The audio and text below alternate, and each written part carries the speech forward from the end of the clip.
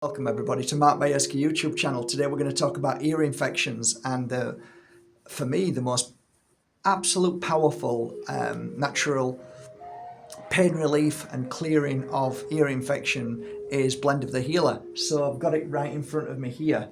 So already open, Blend of the Healer. How do you use it when you can start to feel that you're getting an ear infection or you've got one? This is how I use it. And this is how my clients use it. So this, I wouldn't use this. What I would use is one of those cleaning little tiny, if you can, natural ear cleaners with the bud on the end. So you dip it in like this and you'll go into your ear but not too far in, just around the surface around here, just the inner lining every hour, and you'll be absolutely blown away. Absolutely.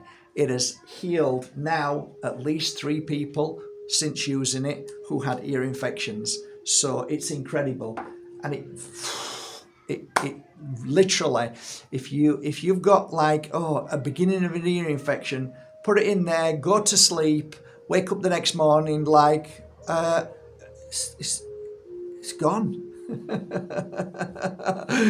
Oh, just give it a try. It might not work for you, but I tell you what, it's working. It is absolutely phenomenal what it's doing right now.